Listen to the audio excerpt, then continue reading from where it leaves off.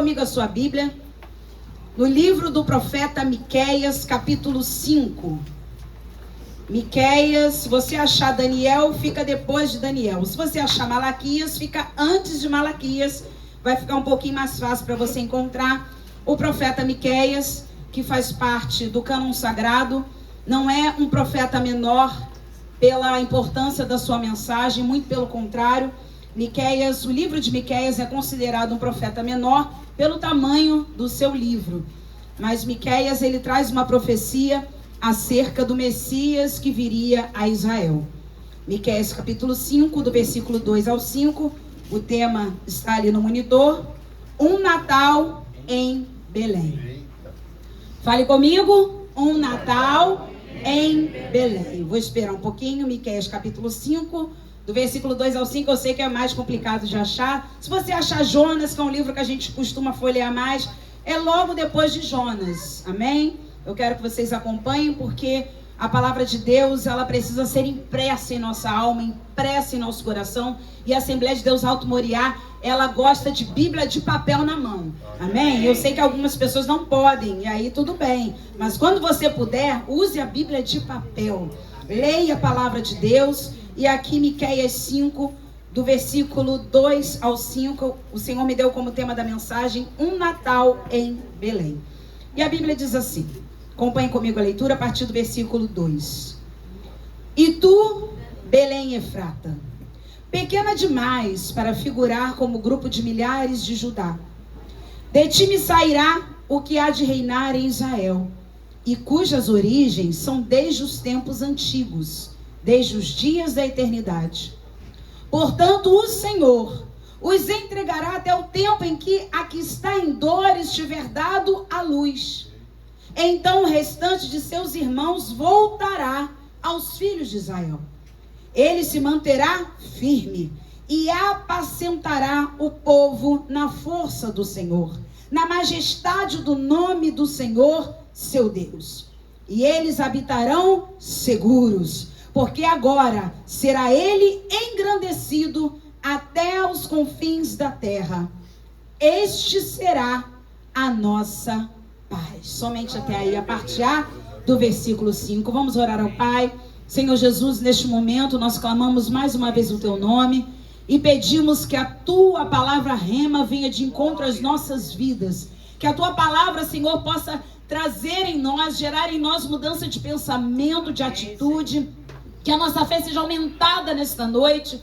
Pai, que nós possamos crer no nascimento, na morte, na ressurreição do nosso Messias, Jesus Cristo, nosso Salvador. Nesta noite nós confessamos o teu nome mais uma vez. Pai, nós não queremos nunca nos calar de dizer: Jesus Cristo é o Senhor das nossas vidas. Ele é a nossa paz, Ele é a nossa segurança. Oh, no seu nome a majestade, firmeza, e Ele tem apacentado o teu povo. Ah, Jesus, muito obrigada por estar conosco aqui nesta noite. Que esta palavra venha de encontro aos nossos corações, em nome de Jesus. Amém? Queridos, o profeta Miqueias, ele recebe esta profecia cerca de 700 anos antes do nascimento de Cristo. 700 anos antes de Jesus nascer, o profeta Miqueias, que era também contemporâneo do profeta Isaías e também de Oséias, Ageu, ele recebe esta palavra que o Messias haveria de nascer. Aonde? Em Belém. Mas não era qualquer Belém, era Belém Efrata. Belém era uma cidadezinha muito pequena que ficava em Efrata.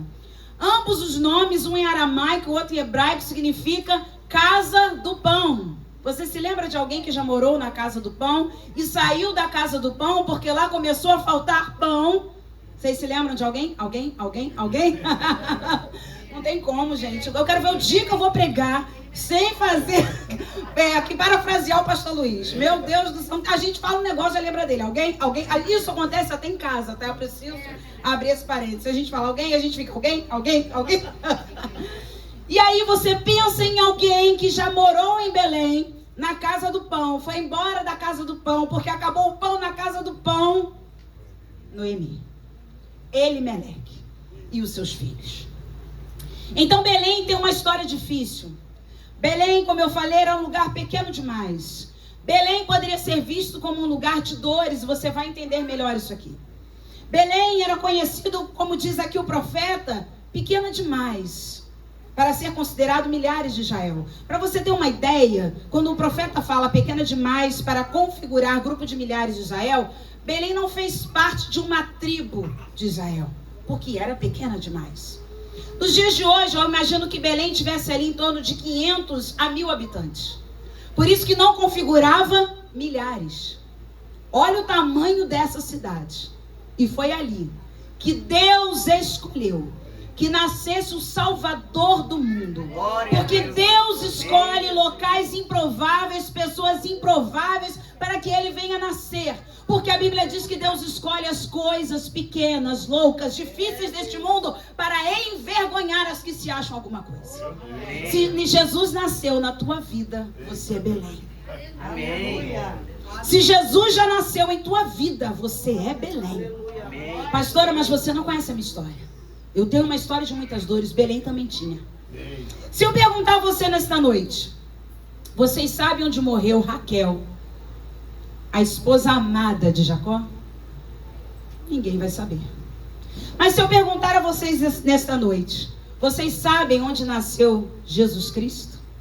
Onde foi? Em Belém. Mas você sabe que Raquel também morreu em Belém? Ninguém sabe. Ninguém lembra. Porque o poder da manjedoura vai silenciar a nossa sepultura. Lá em Belém, Efrata, quando Raquel morreu, a Bíblia diz que Jacó erigiu uma torre de pedras, uma coluna de pedras. E por muitos anos, a Bíblia diz que as pessoas que passavam ali diziam: aqui está a sepultura de Raquel. Aqui morreu Raquel, e eu estou falando aqui no tempo de Jacó. Depois disso você vai começar a ver que você vai vir José, porque Raquel gerou José e Benjamim. Quando Raquel morre, nasce Benjamim, e aí vem José, o povo de Israel é levado para o Egito, o povo de Israel sai do Egito, Deus levanta profetas, Deus levanta juízes, e as pessoas passavam ali dizendo: aqui morreu uma mulher para nascer um menino. Meu Deus. Só que no Novo Testamento Deus vai ressignificar a história de Belém e Efrata. E agora nós temos a seguinte história: aqui nasceu um menino, para que uma igreja nascesse com ele. Aleluia. Você não vai ser lembrado por essa separação, por essa morte, por essa doença, por essa perda. Você vai ser lembrado pela vida. Natal é vida, irmãos.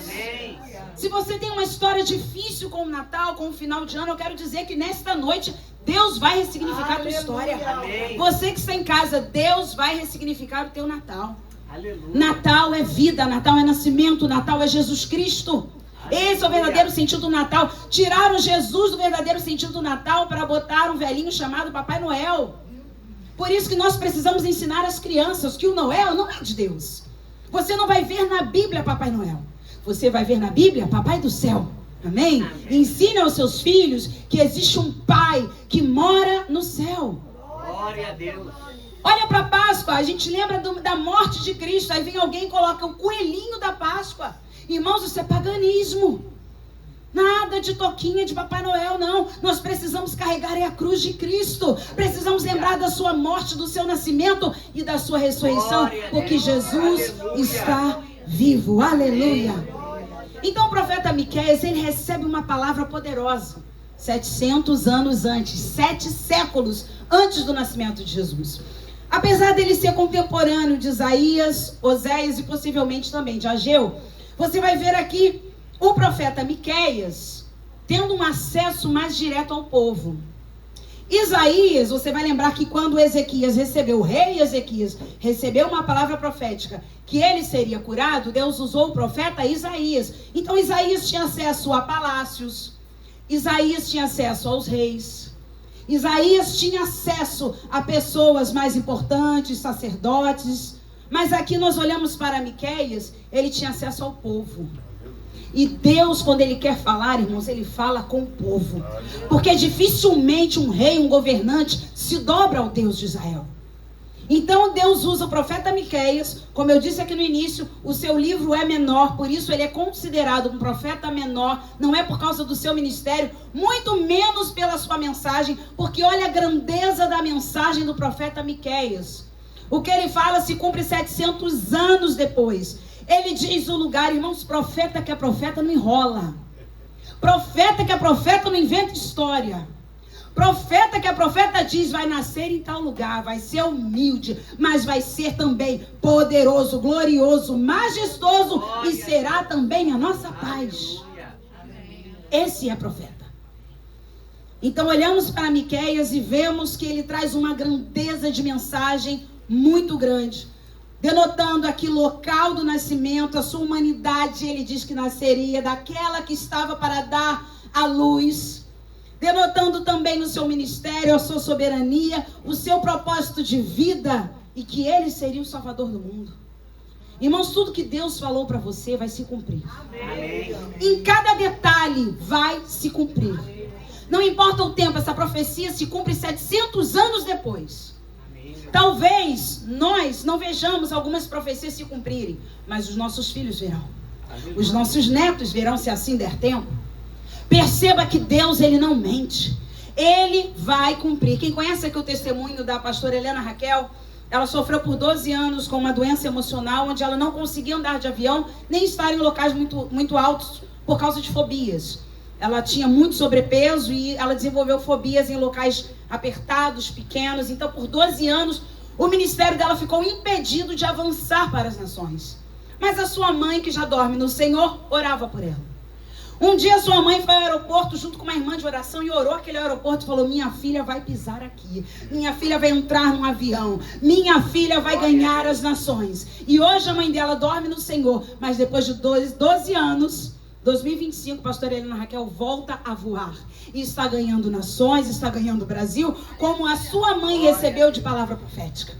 Vai se cumprir. Aleluia. Não importa o tempo. Há quanto tempo você recebeu uma palavra profética? Simone, Deus vai salvar a sua casa. E a gente chega às vezes no final de ano pensando: meu Deus, mais um ano e não se cumpriu. Tudo que a irmã falou no louvor, o ano não acabou não, gente. Até 31 de dezembro, 23h59 é 2025. E ele faz. Glória a Deus.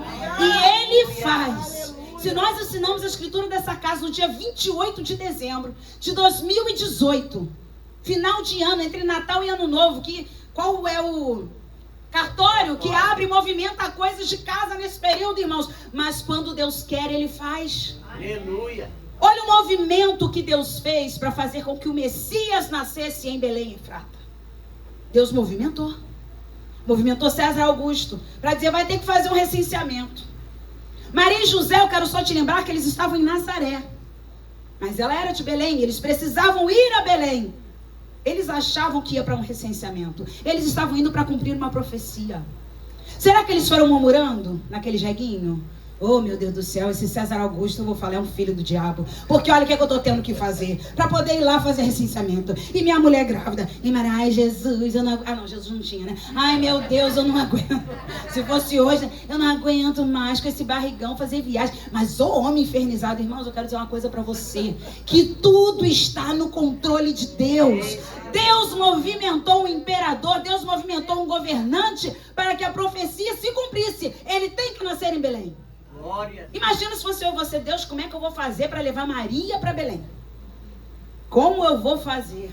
Deus não tem essas dificuldades não, irmãos. Está tudo já profetizado, escrito. Aleluia. Como diz a Bíblia no Salmo 139, todos os nossos dias estão escritos no livro da vida, quando nenhum deles havia ainda. Tudo que você está passando é com a permissão de Deus. Aleluia. Maria e José tiveram que ir a Belém, Efrata, para fazer o tal do alistamento. Chegando lá, nasce o menino. Aleluia. Glória. Você pode estar no caminho de Belém, Efrata, e dizendo: eu vou voltar para aquele lugar pobre, eu vou voltar para aquele lugar miserável, eu vou voltar para aquele lugar que eu só me lembro do túmulo de Raquel, eu vou voltar para lá. E Deus diz: vai. E ali a sua promessa vai chegar. Amém. Ali, o que eu prometi a você vai se cumprir. Irmãos, não despreze os menores lugares, não. Não pense que Deus vai fazer grandes coisas apenas em grandes lugares. Deus faz grandes coisas em pequenos lugares. Glória a Deus. Aleluia, aleluia. Analisando o texto de Miqueias no capítulo 5, leia comigo. Miqueias, ele é tão específico que ele começa falando de morte. Sim, ele começa falando de morte. O texto de Miqueias não começa no versículo 2, que nós lemos, mas ele começa no 1, onde diz: agora, ajunta-te em tropas, ó filha de tropas, por-se-á sítio contra nós. Ferirão com a vara a face do juiz de Israel. Quando isso se cumpriu lá no final do Evangelho segundo Mateus, do Evangelho segundo Marcos, do Evangelho segundo Lucas, do Evangelho segundo João, você vai ver a morte de Jesus. Então o texto de Miqueias começa falando que aquele rei que viria da parte do Senhor seria ferido na face. E o que fizeram com Jesus quando ele estava para morrer? Bateram na sua face. Pastora, por que Miqueias começa falando de morte e não de vida? Porque todo aquele que nasce para Deus tem que morrer para o mundo. Todo aquele que nasce para Cristo vai ter que mortificar a sua carne. Não existe Natal sem mudança de vida, irmãos. Não é roupa vermelha, não é troca de presentes, não é o Chester, não é o bacalhau, nem a rabanada. Mas o verdadeiro sentido do Natal é Cristo nascendo em nós, mudando a nossa vida e a gente fazendo com que a nossa natureza terrena venha morrer. Versículo 2, então nós continuamos a ler. E tu, Belém Efrata, pequena demais para figurar como grupo de milhares de Judá, de ti me sairá. Fala comigo, de ti me sairá. Você não está entendendo? De ti me sairá. É o próprio Deus dizendo: você é pequena demais para configurar milhares de Israel. Ou seja, não tinha nem 1000 pessoas naquele lugar. Eu quero te dizer que é de você que vai sair para mim. Vai sair para mim. Aleluia. O que há de reinar em Israel, cujas origens são desde os tempos antigos. Aleluia! Desde os dias da eternidade. Porque aquele que era, aquele que é e aquele que há de vir nasceu. Mas no princípio era o Verbo, e o Verbo estava com Deus, e o Verbo era Deus. Diz a Bíblia lá em João. Ele sempre existiu. Irmãos, qual é a diferença de eternidade para infinito? O infinito tem começo e não tem fim. Por isso que Deus é eterno. Por isso que Jesus Cristo é eterno. Porque Ele não tem nem início, nem fim. Ele sempre existiu. Aleluia. Aleluia. Então Belém Efrata foi o lugar escolhido por Deus para o nascimento de Jesus. Como eu disse aqui, uma cidade pequena demais para abrigar o nascimento de um rei. Sei que é simples para um rei, mas não tenho nada além de um coração cantando aleluia, aleluia. Oh, irmãos, era pequena demais para as pessoas falarem: ali vai nascer um rei. Lembra que eles esperavam um rei político? Como está o nosso Brasil? Esperando um rei político, irmãos. A tua esperança não pode estar em homens deste mundo. Eles esperavam que viria alguém que os libertaria do poder do Império Romano. Lembrando a vocês que este recenseamento, esse alistamento, que César Augusto então decidiu que fosse feito, foi para ver quantas pessoas o Império Romano dominava no mundo. Irmãos, o nascimento de Jesus marcou a história da humanidade. Eu não sei se você está entendendo. Era no mundo inteiro. Todos que estão debaixo do Império Romano precisam se alistar para a gente poder ver quantas pessoas a gente controla, quantas pessoas a gente manda. Enquanto isso, nasce um rei poderoso que dominaria o céu, a terra e o mar e tudo que neles há. Enquanto a gente está pensando que ele está fazendo algo importante demais, está nascendo um rei poderoso em obras e palavras, onde o seu nome seria maravilhoso, conselheiro, Deus forte, príncipe da paz, pai da eternidade. Esmagaria a cabeça da serpente. Aleluia, aleluia. Jesus nasce em locais improváveis, corações improváveis. De ti me sairá o que há de reinar em Israel. Irmãos, existe um propósito divino para todas as coisas. Até na dor há um propósito. A Bíblia fala que tudo coopera para o bem daqueles que amam a Deus. Amém, Senhor. Daqueles que são chamados segundo o seu propósito. Quando a Bíblia diz um texto que a Andréia gosta muito, mas em tudo dai graças. Sabe o que significa isso, irmãos? O dia está ruim? Dai graças. O dia está maravilhoso? Dai graças. Você não lembra do finalzinho do versículo? Porque esta é a vontade de Deus para vocês. Então os dias difíceis são os dias que vão nos forjar. Amém. Eu duvido você dizer aqui, não, você não vai se lembrar, pastor, o dia que eu passei uma luta. Esse dia te forjou. Foi esse dia que Deus trabalhou em você. Porque os dias bons não forjam ninguém. Os dias bons é para a gente desfrutar do que Deus fez, do que Deus está fazendo. Mas o dia mal não. O dia mal te prepara. O dia mal te forja. O dia mal te capacita para que venham os bons dias. Glória a Deus. Deus queria ressignificar a história de Belém, que ficava em Efrata. Eu falei aqui, Casa do Pão, frutífero, olha o nome do lugar. Podem olhar para você e dizer assim, Casa do Pão, frutífera.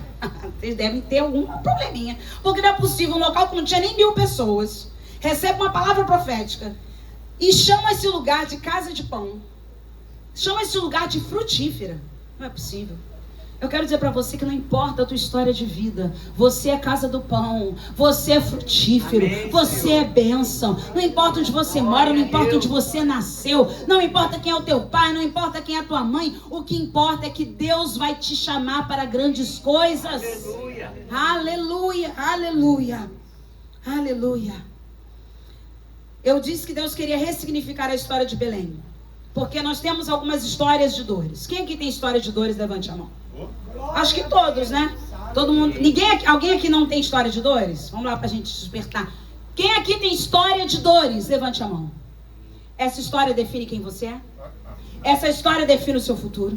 Essa história define a sua vida? Graças a Deus, não. Não define. História de dores em Belém. Como eu disse, Gênesis 35. Abra lá comigo, deixa marcado em Miqueias, porque é difícil de achar. Então, por favor, deixa marcadinho aí. Vamos em Gênesis 35, versículos 19 e 20. Gênesis 35, versículos 19 e 20. Água de Moriá. Aleluia. Aê, irmão. Não tem melhor, não é verdade? E não pode faltar, né? Gênesis 35, versículos 19 e 20, a Bíblia diz assim. Assim morreu Raquel e foi sepultada no caminho de Efrata, que é Belém. Sobre a sepultura de Raquel, levantou Jacó uma coluna, que existe até ao dia de hoje. Lembrando que quem escreveu Gênesis foi Moisés. Nós estamos olhando para a história e Moisés está dizendo, Deus revela tudo que aconteceu. E aí nós temos então a palavra do Senhor sendo ensinada. Uma história antiga, séculos se passaram, anos se passaram, e a coluna da morte de Raquel, sobre a sepultura de Raquel, existia até o dia de hoje. Olha a história de Belém. Pula comigo lá para Ruth, capítulo 1. Ainda tem história de dores? Oh, irmãos, a nossa vida, hein? Dá uma história longa de dores. Mas eu digo para você, quando Deus ressignifica a nossa história, todas as dores serão superadas em Deus. Ninguém mais vai se lembrar da sua história de dores. Pelo contrário, as pessoas vão se lembrar da sua história de vida e vitória. Ruth, capítulo 1. Se você não achou Ruth, que também é um livro bem pequenininho, fica ali, ó, antes de 1 Samuel. Ruth, capítulo 1, versículos 1 e 2 diz assim. Nos dias em que julgavam os juízes, houve fome na terra. Ué, houve fome na casa do pão? Sim. Belém, Efrata, casa do pão. Efrata, frutífera. Às vezes há fome em locais que são frutíferos. Às vezes há fome, há dificuldades em locais que são a casa do pão. Jesus nunca nos enganou. No mundo tereis aflições, mas tem de bom ânimo. Eu venci o mundo. E aí eu começo a observar que houve fome na terra. E um homem de Belém, de Judá, saiu a habitar na terra de Moabe com sua mulher e seus 2 filhos. Este homem se chamava Elimeleque, sua mulher Noemi, os seus filhos se chamavam Malom e Quilion, efrateus de Belém de Judá. Olha aí, efrateus de Belém e Efrata, de Belém de Judá, vieram à terra de Moabe e ficaram ali. Aí você começa a entender melhor a história de Belém e Efrata. O nascimento de Jesus, ele não vai apagar a nossa história. Ele vai mudar a nossa história. A nossa história não pode ser apagada, irmãos. E nós nem precisamos nos vitimizar pela nossa história. Porque esse lugar de vítima não nos cabe. Porque você e eu somos filhos de Deus. E filho nunca é vítima de nada. O filho verdadeiro, bem cuidado como nós somos, terá sempre um lugar à mesa do seu pai. Ah, papai, mas eu tô com dor ainda nesse meu pé. Mas você é filho. Você não precisa levar essa dor para sempre. Deus vai transformar essa sua dor em história de milagre, em história de vida, em testemunho. Irmãos, você acha que a gente vai para o hospital fazer visita para as pessoas para contar sua história de vitória? A gente também tem que se solidarizar e dizer, um dia também eu tive uma situação assim. Eu conheço uma pessoa que já viveu isso. Eu conheço alguém que já venceu isso. Quantas vezes eu conto o testemunho da Isabela nos hospitais?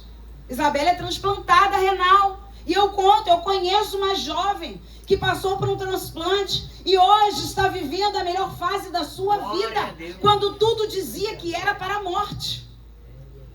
Se Isabela ficasse só se vitimizando, ai, porque eu não tenho rim, ai, porque minha dificuldade, ai, porque eu quase morri no hospital. Você olha para Isabela, vocês lembram que ela é transplantada renal? Não tem como, é só sorriso, é só alegria, né? Não, olha lá, tem o voo dela, ela tá ensaiando ali atrás, a avó, a tia, a prima, o tio, e a gente olha para Isabela, se esquece que essa menina passou por isso. Para de pegar a tua história, colocar numa bolsinha e ficar andando com ela o tempo todo e dizendo, olha minha dor, olha minha dor. Olha para Belém e Efrata e diz, olha o nascimento do Salvador. Olha onde nasceu Jesus. Olha como a minha história mudou. Aleluia, aleluia, aleluia. Nascimento que gera vida. Um dia, Belém e Efrata foi lembrado por um nascimento que gerou morte. Para nascer Benjamim, morreu Raquel. Agora não, o nascimento vai gerar vida. Nasce Jesus e é gerada uma igreja. Glória a Deus. É gerada uma nação agora cristã. Meu Deus, irmãos.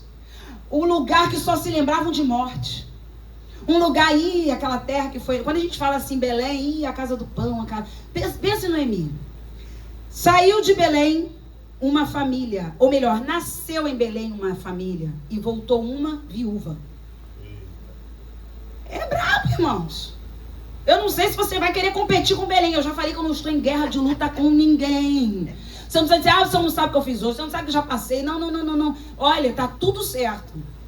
Eu não sei se você vai querer competir com Belém, mas eu estou falando aqui de um lugar que morreu a mulher amada de Jacó, um patriarca de Israel. Eu quero falar aqui para você de uma mulher que saiu de casa com o seu marido e seus 2 filhos e voltou sem marido e filhos. Mas lembra o que Deus fez com Ruth? Lembra o que Deus fez com Noemi? Deus ressignificou a história de Noemi. Aleluia. Aleluia. Noemi pega Obed. Que vem a ser avô de Davi. Toma o menino no colo. Era neto dela? Fala igual o pastor Luiz. Não era neto. Era filho da nora. Da nora do seu filho que já havia morrido. Irmão, vocês estão entendendo a bagunça santa que Deus faz para mudar a nossa história? Eu estou falando que Noemi sai com o marido e com 2 filhos, volta com uma nora sem filho e sem marido, e vem com o neto, e Deus dá a ela em Belém, porque Boaz era de Belém. E foi em Belém que Deus honrou a vida de Noemi. E ela pega o filho de Ruth, o filho da sua nora. A Bíblia diz que ela toma o menino no colo e passa a cuidar dele, como se fosse o seu próprio filho. Você já pensou uma nora que não quer te largar? Quem é sogra aí? Levanta a mão. Eita, poucas, né? Quem é sogra aí, gente? Aê, você já pensou, irmã Rosa, uma nora que não quer te largar?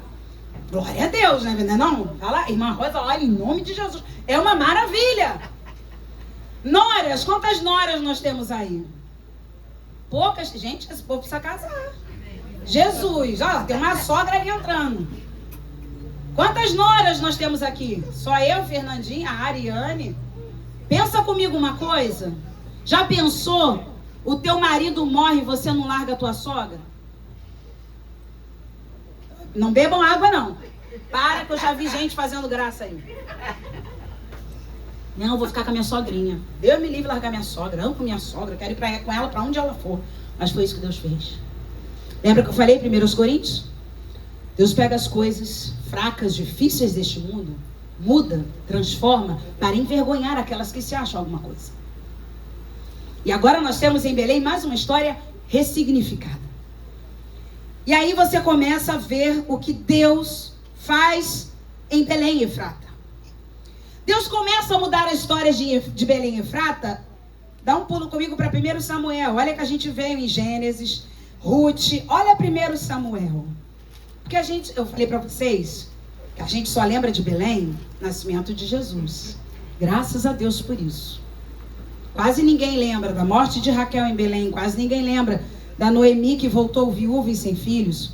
Quase ninguém lembra de algumas situações difíceis que aconteceram naquele lugar, um lugar pequeno, desprezível. E aí Deus começa a mudar. 1 Samuel capítulo 17, versículo 12. Olha quem nasceu em Belém. Deus é muito perfeito, né? A gente acha que sabe alguma coisa, irmãos. A gente acha que comanda as coisas. A gente acha que vai dar jeito nas coisas, mas Ele está no controle de tudo. Entregue o teu caminho ao Senhor. Confia nele e o mais Ele fará. 1 Samuel 17, versículo 12. Davi era filho daquele Efrateu de Belém de Judá, cujo nome era Jessé, que tinha 8 filhos. Nos dias de Saul era já velho adiantado em anos entre os homens. Quem nasceu em Belém e Efrata? O rei Davi. Glória a Deus. Olha o que Deus fez. Noemi sai de Belém. Olha só como a história ela está toda ligada.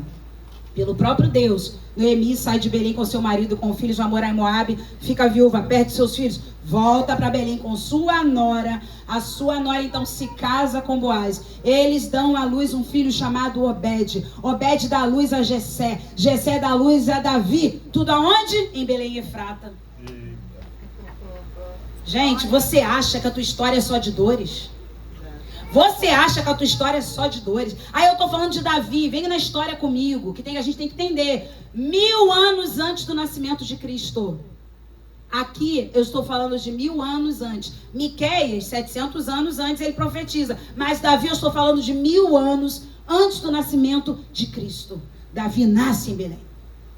Por isso que Jesus Cristo é chamado o filho de Davi, da linhagem de Davi, de Judá, o leão da tribo de Judá. Irmãos, a profecia se cumpriu. Aleluia. Tudo que Deus fala vai se cumprir.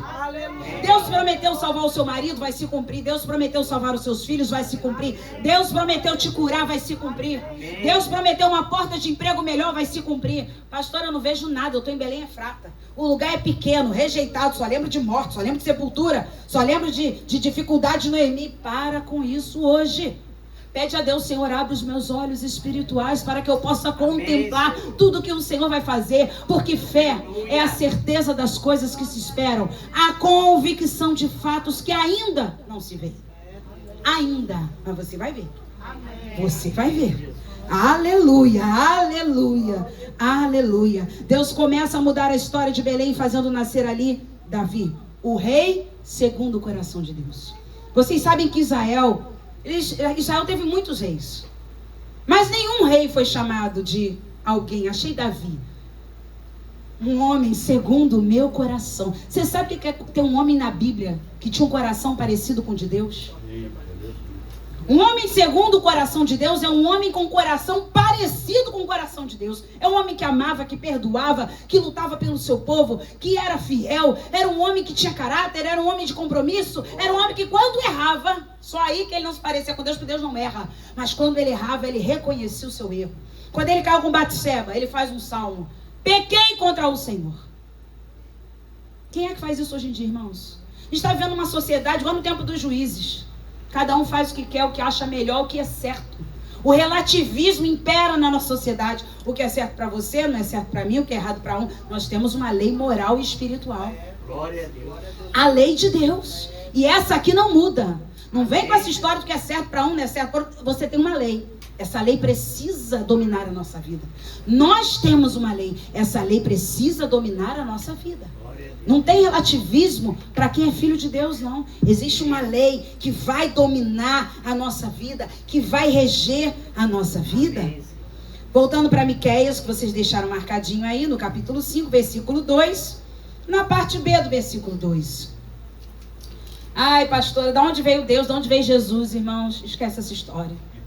Pelo amor do Senhor Jesus. Eu sei que todo mundo um dia, quando criança, já se pegou. Quem criou Deus? Não é verdade? A gente já pensou nisso, né? Tem gente que é nem criança, adulto, velhinho, né não? Meu Deus, quem será que criou Deus? Miqueias, capítulo 5, versículo 2. E tu, Belém Efrata, pequena demais para figurar como grupo de milhares de Judá, de ti me sairá o que há de reinar em Israel, cujas origens são desde os tempos antigos, desde os dias da eternidade. A origem do Messias é a eternidade. Ninguém criou Deus, Ele é. Não tenta entender Deuteronômio 29, 29. Aquilo que foi revelado aos homens é para nós que foi revelado, mas o que não foi revelado pertence a Deus. Não deixa o inimigo te confundir com essa história de quem criou Deus, quem criou Bíblia. Foi o homem que escreveu Bíblia. A Bíblia é inspirada por Deus. Irmãos, nós estamos falando aqui de cânon sagrado. Ah, mas se depois alguém foi lá, copiou essa profecia aí, diz que depois de Jesus ter nascido e diz que foi profecia. Irmãos, a gente tem registros. Existem registros que foram preservados. Porque Deus preserva a sua palavra. A Bíblia continua sendo o livro mais vendido em todo o mundo. Você acha que um livro que não fosse santo estaria até hoje, 2025, totalmente preservado em várias versões e traduções, se não fosse algo vindo do céu? Meu Deus. Versículo 3 de Miqueias 5. Portanto, o Senhor os entregará até o tempo em que a que está em dores tiver dado a luz. Aqui entendemos que Jesus é 100% homem. O versículo acima, a origem dele era a eternidade, 100% Deus. Agora você desce para o versículo 3, e aquela que está em 2 vai dar a luz, 100% homem. Ah, não é possível que Jesus era 100% homem, era, irmãos? A Bíblia tem alguns registros disso. Jesus chorou, Jesus teve fome, Jesus teve sede, Jesus teve sono. Dormiu no barco durante uma tempestade. Olha a humanidade de Cristo aí. Jesus comeu, Jesus bebeu, Jesus se entristeceu, como nós. Olha a humanidade dele, porque ele veio de uma mulher, mas a semente era divina. Aleluia. O que estava na barriga daquela mulher, daquela jovem Maria, tinha aproximadamente, irmãos, 17 anos. Não fica olhando para filme de Netflix pensando que é aquela senhora que vai dar luz, não. Às vezes eles colocam umas pessoas, gente, que eu vou te falar, principalmente antigamente, tinha uns filmes do nascimento de Jesus que a Maria parecia mais acabada que eu, que estou com 44. A menina tinha 17 anos. É um sofrimento, uma coisa, ô José, uma voz, né? Ô José, como é que vai ser agora? Não, eu tô falando de uma menina de 17 anos. O Senhor coloca ali o ente santo, a semente na barriga da menina. Eu falei para vocês aqui que Maria, quando soube que isso aconteceria, ela recebe a visita do anjo Gabriel e diz para ela, ó, de ti nascerá. Ela fala, quando? Eu creio. Só me diz quando. Diferente de Zacarias. Como? Que é isso? Eu sendo velho. Irmãos, olha que a menina não tinha relações com ninguém. Zacarias tinha uma esposa. O seu impedimento era a idade e a esterilidade. Mesmo assim, ele diz como. Eu acho que era muito mais difícil Maria dizer como. Porque ela era noiva de José. Ela não era casada com José. O casamento judeu, aliás, o noivado judeu, era uma aliança que se fazia, um contrato mesmo, que equivalia a um casamento. Eles só não poderiam ter relações, mas era um contrato, não podia desfazer noivado. Por isso que a Bíblia diz que José, quando soube que Maria estava grávida, pensou em deixá-la secretamente para não infamá-la, trazer sobre ela má fama. Mas olha o pensamento dele, eu vou largar essa menina, porque ela está grávida, diz que é de Deus, diz que é do Espírito Santo. Eu preciso deixá-la, mas não vou fazer isso para envergonhá-la, não. Vou fazer isso de forma secreta. Ninguém vai saber. O anjo aparece, o mesmo anjo. Irmãos, as coisas acontecem no céu. Você está aqui hoje, tem coisa acontecendo no céu. Glória a Deus. Oh, aleluia. Amém. Você está aqui agora nesta igreja e Deus está movimentando o céu. No momento que José diz a Bíblia que ele está naquele sono, o anjo aparece para ele e fala: você não vai largar ela. Você não vai largar porque o que nela foi gerado é meu. José fala: opa, peraí. Eu vou pegar esse menino para criar. Porque esse menino não é só o filho da minha noiva. Esse menino é o filho de Deus. Será que tem que toda vez aparecer um anjo para a gente fazer o que Deus quer que a gente faça? Irmãos, Deus já falou com você, já ministrou o teu coração. Faça, Ele te garante. Lembre que José e Maria eram pobres. Eu estou falando de uma família pobre. Lembra que o alistamento deles foi feito em Belém. Porque eles eram de origem humilde. Mas Deus garante os seus projetos. Glória Se Deus está a Deus. falando vai, é porque Ele é aquele que garante. Você não precisa de empresário. Você não precisa de alguém de dinheiro. Você não precisa de padrinho rico. Você precisa de um pai que está nos céus. Glória a Ele é o teu patrocinador. É Ele quem te patrocina. Quando Deus mandou a gente abrir a casa para começar essa obra, irmãos, Deus falou vai. Tem até uma música que diz que quando Deus, como é que é? Você bota o pé. Obrigada. Deus coloca o chão. Isso é fé. Você pisa, não tem chão. De repente já existe. Ele é o teu patrocinador. Você não precisa de ninguém, não. Ah, porque se eu tivesse um padrinho rico. Ah, se eu fosse jogador de futebol. Ah, porque se meu pai tivesse uma empresa. Irmãos, quem te patrocina é o Senhor. Amém. Cada vez mais eu vejo isso desde o início da nossa vida de casamento. Sempre foi Deus o nosso patrão. Não é homem, não. Deus usa homens, mas o seu patrão é Ele. O teu sustento é Ele. Ele é Jeová Jireh, o Deus de toda provisão. Aleluia. Aleluia. Final do versículo 3, você começa a ver que o ministério de Jesus também... Olha em poucos versículos, a gente só vai até a parte inicial do versículo 5. Você vai ver que Miqueias, ele diz sobre a morte de Cristo, lá no versículo 1, ele seria esbofeteado na face, o nascimento, a sua origem. Você começa a ver que ele seria 100% homem, 100% Deus. E aí você vê também o seu ministério. Aí diz assim o final do versículo 3. Então, depois do ponto e vírgula, então, o restante de seus irmãos voltará aos filhos de Israel. Porque onde Jesus nasce, há reconciliação. Se existe um ministério que Jesus tem, talvez seja o principal do seu ministério, é a reconciliação. Jesus nasceu para reconciliar o homem com Deus. Você sabe qual é o significado da palavra religião? Ah, eu tenho uma religião. Qual é? Aí cada um vai dizer a sua.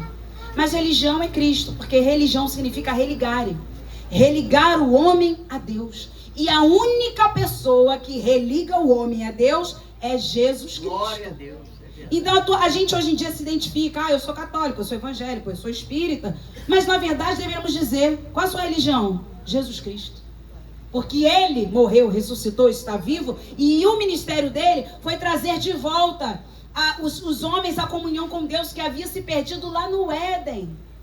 Irmãos, Deus nunca rompeu comunhão com o homem, não. Foi o homem que rompeu comunhão com Deus. Mas Deus tem sempre um plano B. Na verdade, tudo para Deus é plano A, né? A gente sabe disso. Na verdade era plano A. Porém, como Deus deu ao homem o livre-arbítrio, o homem escolheu se afastar de Deus. A primeira coisa que eles perceberam quando havia um pecado, e a gente está nu. Quem te fez saber que você está nu? Quem é que falou para você que você está nu? Olha aí. Deus sabia, acabou a comunhão, já estão com vergonha de mim. Porque é isso que acontece. Quando você não tem comunhão com Deus, você tem vergonha de Deus. Irmãos, a gente é pecador. Então tem momentos que a gente faz um negócio quando devia fazer que dá até vergonha de orar. Quem já sentiu isso, diga amém. Amém. Jesus de Nazaré. Ah, meu Pai, eu não sei nem por onde começar. Eu não sei o que eu vou falar. Estou com vergonha de... É isso aí, eu tenho vergonha de olhar para o céu, aonde o Senhor está. Porque o pecado traz separação, o pecado traz vergonha. O pecado, ele nos deixa verdadeiramente afastados de Deus. Mas Jesus Cristo veio reconciliar. Por isso que no nome de Jesus a gente tem reconciliação, a gente tem perdão, a gente tem paz. Ele nos religa a Deus, Ele é a nossa religião. A época mais importante do ano, irmãos, da nossa vida deveria ser o Natal. Ah, mas é uma festa pagã. Irmãos, eu vou dizer uma coisa para você. Se eu tenho a oportunidade de glorificar o nome do Senhor, o apóstolo Paulo não perdia uma. Estava lá no Areópago, no meio de um monte de fera. O apóstolo Paulo estava pregando. Se tem uma coisa que eu aprendi com meu sogro, ele dizia assim: se me chamarem para pregar até no inferno, eu vou. Eu não posso receber eles, mas eu ia até lá, eu vou. Jesus morreu e ressuscitou, irmãos. Onde ele foi pregar? Pensa onde Jesus pregou primeiro. Ao inferno, aos espíritos em prisões, diz a Bíblia. Irmãos, a obra que Jesus fez foi completa. Primeiro lugar que ele pregou, desceu ao Sheol, as regiões inferiores. Ali haviam espíritos em prisões. Sim, o inferno existe. O céu também existe. Jesus existe, está vivo. Aleluia. Ele desce, vai lá, prega para os espíritos em prisões. Quem creu, irmãos, não é possível que a pessoa está no inferno e não quer sair de lá. Não, é sério isso. E tem gente que está assim. Às vezes a gente vai para o hospital, a pessoa está mal. E ela fala assim: não quero oração. Ah, Jesus, coração fechado, me dói, sabe? Eu falo, a gente precisa respeitar. A gente tem que respeitar. Jesus não desce goela abaixo de ninguém. A Bíblia diz assim: eis que estou à porta aí, bato. Se alguém abrir a porta, eu entrarei e cearei com ele e ele comigo. Jesus não arromba a porta. Quem arromba a porta é ladrão. Jesus bate a porta, ele quer ser convidado. Convide Jesus para entrar na sua vida hoje. O ladrão vem somente para roubar, matar e destruir, mas eu vim para que vocês tenham vida e vida com abundância. João capítulo 10, versículo 10. Que coisa linda é a obra de Cristo. Então ele vai no inferno, prega os espíritos em prisão. E teve gente que não quis sair do inferno? Teve espírito que não quis sair do inferno. Irmãos, isso aqui é um corpo. Eu sempre ensino para vocês que nós não somos um corpo que tem um espírito dentro. Nós somos um espírito que temos um corpo. Só que acaba, não sei quando. Para cada um vai acabar num tempo. Para onde vai o teu espírito? Eu não preciso, porque agora a obra da cruz já foi feita. Não pensa que Jesus vai chegar lá para te tirar, não. Lembra do rico e do Lázaro? Agora já tem um abismo entre vocês. Quem está no seio de Abraão, lugar de descanso, quem está no inferno. Jesus conta essa história. Quem está lá não tem comunicação com quem está aqui. Quem está lá não tem comunicação com quem está vivo. Não tem, não existe isso. Não tem. Ah, foi o vovô que apareceu. Não foi o vovô, foi o inimigo. Minha sogra estava me contando que ela teve uma visão com a tia-avó do João entrando na casa dela. Só que a tia-avó do João morreu em 2016. E ela falou que ela entrou exatamente como ela era, assim, ó. Corcundinha. Chegou perto dela no sofá. Ela disse que primeiro ela se arrepiou com Jesus. Depois ela, em nome de Jesus Cristo, fora. Sai daqui. Sumiu. Se fosse Zulequinha, tinha ficado, né? Se era espírito maligno querendo. Mas, pastora, se eu vejo a pessoa, a Bíblia fala que o inimigo, para te enganar, ele se transforma até em anjo de luz. Que dirá na aparência de uma pessoa. Lembra de Saul? Eu vou consultar a médium. Aí em Gedi. Ih, apareceu Samuel. Que Samuel o quê? Samuel já havia morrido. Saul viu o inimigo ali.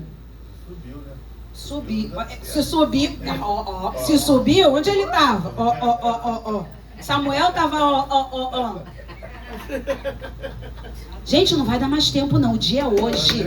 A gente prega, às vezes traz uma leveza para poder o negócio não ficar pesado. Mas eu vou falar para vocês. Jesus pregou para os espíritos em prisão porque ele é justo. Ou seja, a obra dele foi para aqueles que vieram também antes. Então, se vocês creem em mim, vocês vão sair daí. Mas como é que tem gente que está no inferno e não quer sair de lá? Tem gente que não quer. É escolha. Jesus volta. Fica 40 dias aqui com os discípulos e aí sim é assunto aos céus. Agora acabou.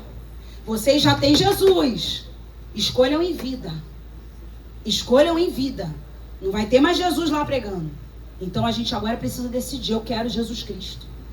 Eu quero Jesus Cristo. Glória. Eu falei aqui logo no início dessa mensagem, nós já estamos encerrando. Me solidarizando ali com a Raquel, né? Que a mãezinha dela faleceu, nossa vizinha de frente, já congregou aqui com a gente, faleceu na segunda-feira. E eu ouvi a Raquel orando. Eu chorava daqui, ouvindo o clamor dela: Senhor, o Senhor pode ressuscitar minha mãe se o Senhor quiser. Não foi isso que você falou? E eu no quarto assim: Jesus, tem misericórdia, Senhor. Mas aprove ao Senhor levar a irmã Vicentina. Por quê? Porque o tempo dela aqui acabou. Acabou. Como vai acabar o nosso. E está quase acabando, irmãos, que Jesus está voltando para buscar a sua igreja. E a profecia, mais uma vez, vai se cumprir. Eu estou falando aqui de fé. Quem crê em Jesus Cristo, irmãos, crê que existe vida eterna. Glória a Deus. A vida eterna está com Ele. Oh, aleluia. A vida eterna está com Ele. Quem quiser ir para o céu precisa segurar as mãos de Jesus hoje. Eu falei, Raquel, eu não imaginava que isso acontecesse com a sua mãe assim, não. Irmãos, nós ficamos, ninguém esperava. A gente ficou muito mal, porque uma característica da irmã Vicentina, levantava de manhã e ligava a melodia. Então, que a Patrícia louvou aqui hoje, já estava na casa dela cedo. E tudo que tenho é um aleluia. Isso tudo é música de melodia. A irmã Vicentina estava de lá louvando. Ficava, glória a Deus! Vocês sabem que a irmã Vicentina, nela falava alto, aleluia! Orava. Cantava louvores ao Senhor. Você sabe qual é o dia da sua morte? A Bia, essa semana, perdeu um jovem, um amigo, né? Que tirou a própria vida. Quantos anos, Bia? 21 anos. Você sabe qual é o dia? Se apegue com Jesus hoje. Hoje é a minha chance, irmãos. Isso é pra mim, tá? A palavra começa pra mim e vai pra vocês. Aproveite hoje a oportunidade que Jesus está nascendo em Belém. Versículo 4. Versículo 4. Ele se manterá firme e apacentará o povo na força do Senhor, na majestade do nome do Senhor seu Deus. Eles habitarão seguros, porque agora será ele engrandecido até aos confins da terra. Ei, de Belém, o nome dele seria engrandecido até os confins da terra. Amém. Pastora, você falou que Belém, Efrata, era pequena demais, sim. Mas Deus faz o que ele quer, como ele quer. Deus pega de um lugar pequeno como Belém e leva para os confins da terra. Glória a Deus. Deus pega de um lugar pequeno como Pechincha e pode levar para os confins da terra. Deus pega de um lugar pequeno como Cidade de Deus e vai levar para os confins da terra. Você não fica com esse negócio onde eu nasci, onde eu moro, onde eu estou. Não, irmãos. Pechincha tem uma igreja pequena que vai levar o evangelho aos confins da terra. Quando você compartilha essa palavra no YouTube, está chegando nos confins da terra. Amém.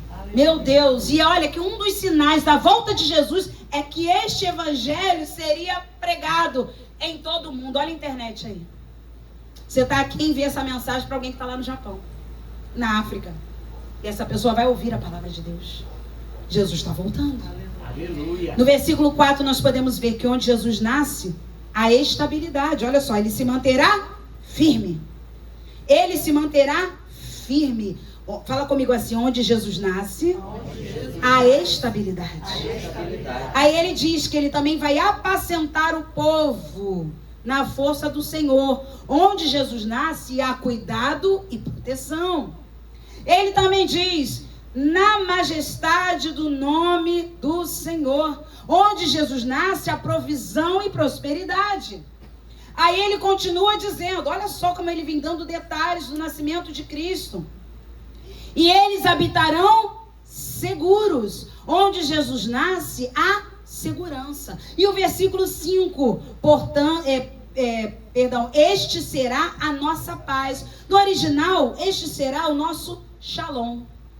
Quem viu The Chosen aqui sabe como eles se cumprimentavam. Shalom, shalom, shalom, shalom. O que significa shalom? Paz e prosperidade. Paz e prosperidade. Quando um judeu falava shalom, ele está dizendo paz e prosperidade. Prosperidade é ser rico? Não. Prosperidade é ter ausência de necessidade. E é isso que nós vivemos. Jesus não nasceu para a gente ficar rico. Jesus não nasceu para a gente ter carro do ano. Jesus não nasceu para a gente ter mansão. Jesus não nasceu para a gente trocar de telefone todo ano. Jesus nasceu para nos levar para o céu. Glória a Deus. Esse é o principal objetivo de Jesus, amém, nos levar no céu. Então Miqueias está dizendo o seguinte, vou resumir aqui. Onde ele nascer vai ter estabilidade. Quem está estável aí, em nome de Jesus, diga amém. Amém. Onde ele nascer vai ter cuidado e proteção. Quem vive debaixo do cuidado e proteção, diga amém. Onde ele nascer vai ter provisão e prosperidade. Quem recebe, diga amém. Onde ele nascer vai haver segurança. Quem recebe, que está seguro aí, diga amém. E onde ele nascer vai ter paz. Amém. Aleluia. Paz, shalom aqui, paz e prosperidade, não é ausência de conflitos, não. É ter paz em meio aos conflitos. É você ir para o ponto de ônibus dizendo, firme nas promessas do meu Salvador, cantarei louvores ao meu cria. Irmão Eliseu? Aí, irmão Eliseu. Poxa, não me deixou na mão agora, irmão que ama hino da harpa. O irmão que ama hino da harpa. Já vou dar um spoiler. Falei para os irmãos que ano que vem, consagração, vai ter um hino da harpa, hein? Toda consagração vai ter um hino da harpa. Já avisei Patinha que vai cantar o pastor João. Já falei com ele também, já escalei. Já está escalado. Então, irmão Eliseu, pode se preparar e começar a vir na consagração, porque aí, firme nas promessas de Jesus, aleluia. Firme nas promessas. Ué, mas você está indo para aquele trabalho onde o seu patrão é perturbado, vai te perseguir? Estou firme nas promessas do meu Salvador. A paz que Deus dá não é ausência de conflitos. É permanecer firme em meus conflitos. A Bíblia diz que a paz que Deus dá excede todo entendimento. Irmãos, será que se você perder sua mãe na segunda-feira ou domingo, você estaria aqui? Não vou beber. Meu Deus. Que tem pessoas que ficam assim, ah, meu Pai do céu, ah, Jesus eterno, ah, meu Deus, eu não quero saber de mais nada, ah, eu não quero saber de mais ninguém, ah, minha vida acabou junto com quem morreu. Não. O nosso Jesus morreu, ressuscitou, foi assunto aos céus, ele falou, agora vocês vão. Agora vão trabalhar para mim. Imagina a igreja, aí ele foi embora. Tadinho de Jesus, não pense em Jesus crucificado naquela cruz com aquele paninho. Não, não, não, Jesus está vivo. Jesus é o nosso rei, poderoso. Aleluia, poderoso é o Senhor. O Deus que ressignificou a história de Belém quer ressignificar a nossa história hoje. Não mais seremos lembrados pela morte, perdas e dores, como Belém foi lembrada por muito tempo. Porque onde nasceu um menino e morreu uma mulher, agora nasce um menino e com ele uma igreja. A sepultura vai dar lugar à manjedoura. A sepultura vai dar lugar à manjedoura. Agora vocês vão entender o que eu falei lá no início da mensagem. Pede o pessoal da cantata para começar a se preparar, tá? Lembra que eu falei para vocês assim, gente, onde morreu Raquel? Não sei. Aí eu falei, onde nasceu Jesus? Todo mundo, Belém. Olha a manjedoura apagando a força da sepultura. Ninguém lembra que Raquel morreu em Belém. Porque agora a gente só lembra que Jesus nasceu em Belém. Amém? Vamos ficar de pé nessa noite? Os irmãos estão começando a preparar aí a cantata. As crianças estão se arrumando. Você pode fechar os seus olhos neste